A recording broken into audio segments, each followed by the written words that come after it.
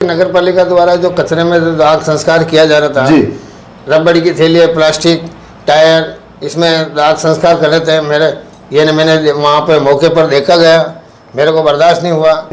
कुछ जो समझते हैं वो तो अच्छा ही बोलते हैं, जो नहीं समझते हैं वो कोई चांडाल बोलते हैं, कोई बोलता है स्वार्थ से कर रहा होगा, कोई मतलब से कर रहा होगा। और जिनका कोई नहीं उनका गोपाल वैद्य है। कोरोना कार्यकाल में भी मैं मेरी ड्यूटी, मेरा धर्म और मेरा फर्ज समझकर मैं मोक्षधाम के अंदर वहाँ पर सुबह से लगाकर शाम तक के रात की 12 बजे तक वहीं मैं ड्यूटी देता था। मैंने पूरे कोरोना काल में मास्क नहीं लगाया। प्रशासन के अधिकारी ने भी मेरे को समझाया था कि गोपाल जी आप बीमार हो जाएंगे, बीमार आपके कुछ हो जाएगा। मेरे को विश्वास है मेरा महाकाल पे, जो महाकाल मेरे साथ है।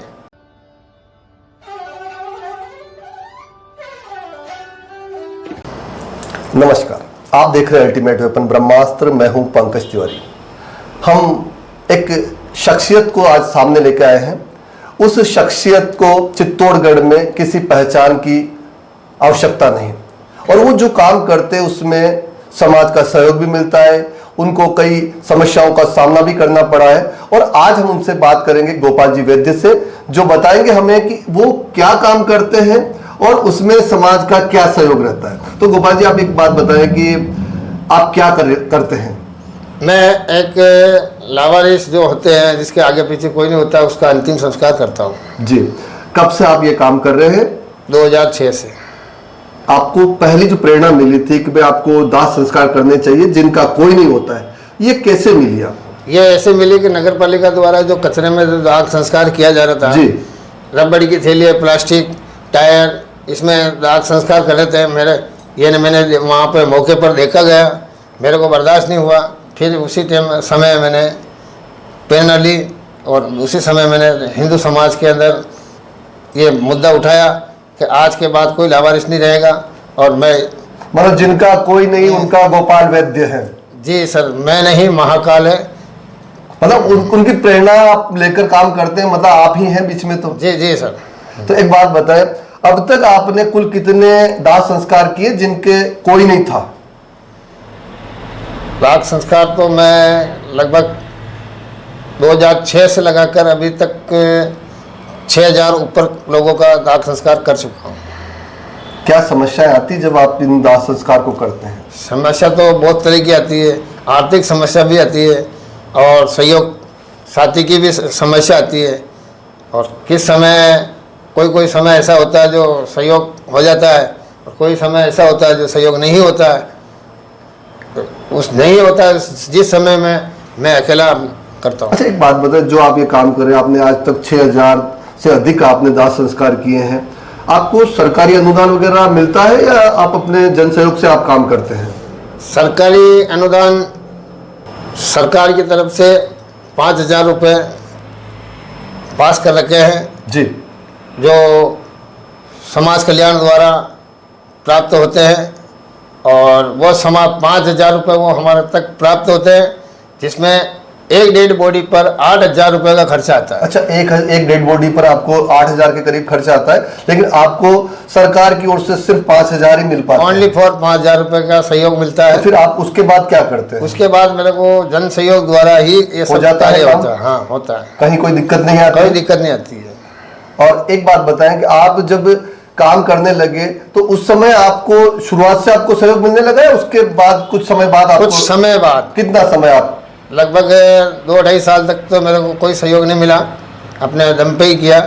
और उसके बाद में उस दरमियान आपने कितने दाह संस्कार कर लिए? जब 2-2.5 साल के अंदर आपने? 2-2.5 साल के अंदर 50-60 मैं कर चुका हूँ। अच्छा, उस समय 50-60 तो आप कर चुके थे। जी। और आप एक बात बताएं, फिर आप दाह संस्कार करते हैं तो आपको लोग अलग अलग निगाह से भी देखते होंगे? अलग अलग निगाह से देखते हैं। क्या कहते हैं? आपको चांडाल भी बोलते कोई होंगे? चांडाल बोलता है। जिस कर्म को आप कर रहे हैं, जिसको कोई नहीं करता, उसमें तो यही कहते हैं कि चांडाल कर्म करे, चांडाल का वाली बात आ जाती है। वही कर्म होता तो है। और अलग अलग लोग अच्छा भी बोलते होंगे। कुछ जो समझते हैं वो तो अच्छा ही बोलते हैं, जो नहीं समझते हैं वो कोई चांडाल बोलते हैं, कोई बोलता है स्वार्थ से कर रहा होगा, कोई मतलब से कर रहा होगा। कोई आरोप भी लगाते होंगे। आरोप प्रति आरोप सब प्रकार से आता है, मगर आप काम करते रहते निरंतर। मेरे को किसी से मतलब नहीं, मेरा कर्म से मतलब है। एक बात बताएं गोपाल जी, ये तो साधारण समय होता है जब आप दाह संस्कार करते हैं, लेकिन एक बात बताएं, जिस समय कोरोना का काल था उस समय की क्या स्थिति थी? जिस समय लोग अपने परिवार के सदस्य तक को हाथ नहीं लगाते थे, उस समय आपकी क्या स्थिति थी? कोरोना कार्यकाल में भी मैं मेरी ड्यूटी, मेरा धर्म और मेरा फर्ज समझकर मैं मोक्षधाम के अंदर वहाँ पर सुबह से लगाकर शाम तक, रात की 12 बजे तक वहीं मैं ड्यूटी देता था। ऐसा कोई आते डेड बॉडी लेके आते थे जो हरिजन द्वारा अंतिम संस्कार करवाया जाता था, प्लास्टिक की थैली में पैक किया जाते थे। और मैंने ऐसे भी अंतिम संस्कार किए जो प्लास्टिक की थैली में खोल कर, और जिस तरीके से जो अपने हिंदू रीति रिवाज से अनुसार करते हैं वो अंतिम संस्कार मैं खुद लकड़ी जमा कर बॉडी ऊपर रखकर मैं दाह संस्कार कर रहा। आपको डर नहीं लगता? मेरे को किसी प्रकार से कोई डर नहीं। उस समय फिर क्या पहनते थे, क्या कुछ? मैं कोई ना तो आज तक कोई, मैंने पूरे कार्यकाल में मैंने मास्क या कुछ रुमाल या कुछ पहराव, अच्छा, ऐसा मैंने कुछ नहीं किया। कोरोना काल में आप मास्क नहीं लगाते थे? मैंने पूरे कोरोना काल में मास्क नहीं लगाया। प्रशासन के अधिकारी ने भी मेरे को समझाया था कि गोपाल जी आप बीमार हो जाएंगे, बीमार आपके कुछ हो जाएगा। मेरे को विश्वास है मेरा महाकाल पे, जो महाकाल मेरे साथ है। मेरे को किसी चीज़ की आवश्यकता नहीं। मैं दाह संस्कार मैं जिस किट भी नहीं पहनते थे? कोई किट वगैरह नहीं, बस सिंपल जो आप जैसे आज ऑनलाइन जिस प्रकार से मैं भी हूँ उसी प्रकार से मैं वहाँ शमशान में ड्यूटी मेरी करता था। कोरोना काल में कितने आपने दाह संस्कार किए होंगे करीब? ये तो कोई अंदाज नहीं भाई।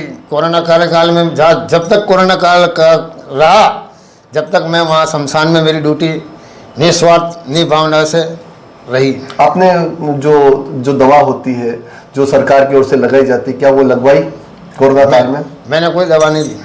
नहीं लगवाई आपने? कोई टीके वगैरह नहीं लगवाए? मैंने इंजेक्शन भले लगवाया, बाकी मैंने कोई दवा या हॉस्पिटल का कोरोना भी नहीं हुआ? मेरे को कोई कोरोना नहीं हुआ, क्योंकि एक महाकाल की मेहरबानी है। मैं खुद एक कोरोना हूँ।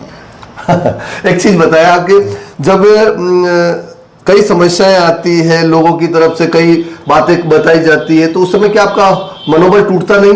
मेरा मनोबल टूटता नहीं, मेरा मनोबल बढ़ता है। और कैसे बढ़ता है? मेरा ऐसा बढ़ता है कि अगर कोई मेरी पीछे अगर बात करते हैं और चर्चा करते हैं तो मुझे ये लगता है कि मेरा प्रचार हो रहा है। अच्छा, कुल मिला के अपना कोई किसी भी तरीके से नाम ले पर नाम तो लिया जा रहा है, नाम तो चल रहा है।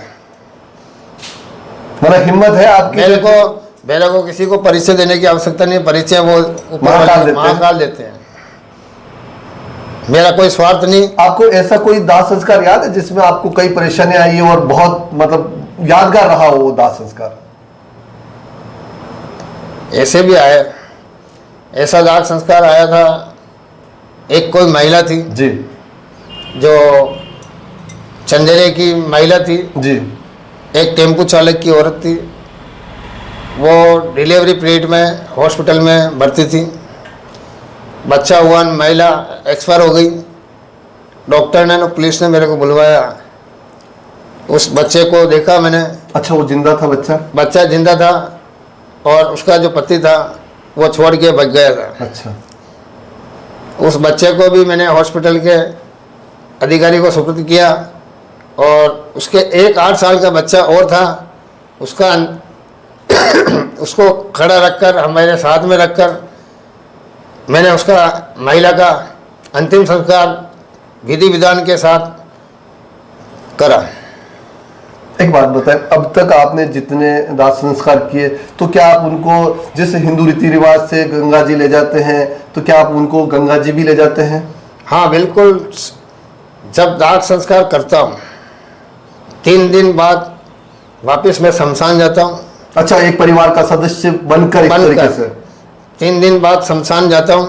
उनकी अस्थियों की पूजा अर्चना करके, छाली बुआर कर, अस्थि की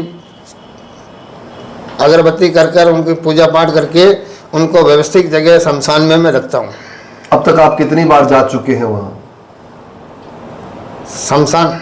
नहीं, आप हरिद्वार की बात कर रहा हूँ। हरिद्वार तो मैं 2006 से जा रहा हूँ लगातार। वर्ष में एक बार? एक भी बार मेरा कोई रुकावट नहीं है।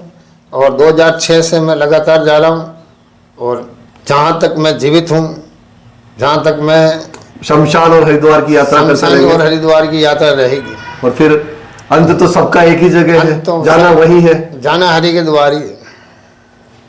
अभी एक बात बताएं, अब वापस आप कब जाएंगे? ये अब मैं जाऊंगा 29 मार्च को। कैसे जाते हैं आप? लोग सहयोग करते हैं या उस समय क्या स्थितियां रहती है, कैसा दृश्य रहता है जब अभी आप तो जाते हैं? अभी तो स्थिति ठीक है। जन सहयोग अभी मेरा जारी है।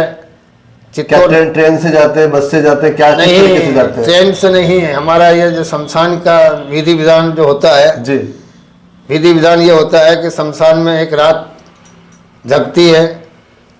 रात जगने के बाद दूसरे दिन अस्थि पूजन होता है। रात जगती उस समय क्या होता है?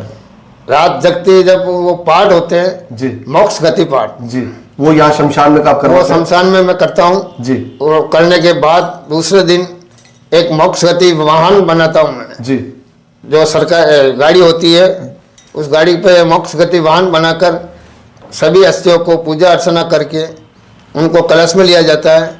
सबको एक साथ ले लेते हैं? सभी को एक साथ में कलश में लेने के बाद जी उनको विधि विधान से, जिस तरह से परिवार वाले जी अपने अपने परिवार वाले गंगोज करते हैं, उसी प्रकार से मैं ढोल बैंड बाजे के साथ में पूरे बाजार में होते हुए कलेक्टर तक पहुंचता हूं।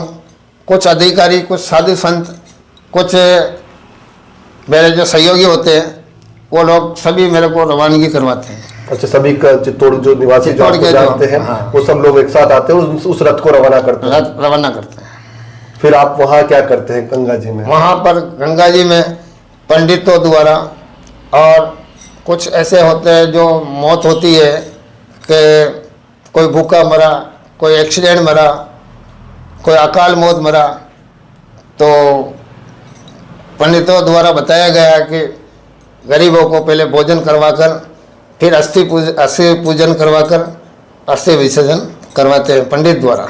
अच्छा, वहाँ पूरे विधि विधान से आप वहाँ उस काम को करते हैं? विधि विधान के साथ। और वहाँ पर जो हम वीडियो बनाते हैं, वो वीडियो भी हम सार्वजनिक करते हैं, फिर उसको दिखाते हैं सबको, सार्वजनिक करते हैं कि भाई ऐसा ये जो है वो काम, वो कोई गलत काम नहीं है, इसमें सबको सहयोग करना चाहिए। जी सर, ये 1 नंबर में दिखाया जाता है, सबको दिखाया जाता है। और आप जनता को क्या संदेश देना चाहेंगे? जनता को तो मैं ये कहूँगा कि जो आप तन मन धन से जो सहयोग कर रहे हैं, करते रहें। मैं तो एक दीपक हूँ और दीपक की बाट हूँ। आप सभी तेल हैं। अगर आप तेल उंडाते रहेंगे तो ये दीपक चलता रहेगा और कोई लावारिस नहीं रहेगा, और कोई लावारिस हिंदुओं में नहीं मिल रहेगा। तो आप थे गोपाल जी वैद्य, जिन्होंने बड़े बेबाक अंदाज से बताया कि किस प्रकार से वो दाह संस्कार करते जिनका कोई नहीं, उनका गोपाल वैद्य है। धन्यवाद।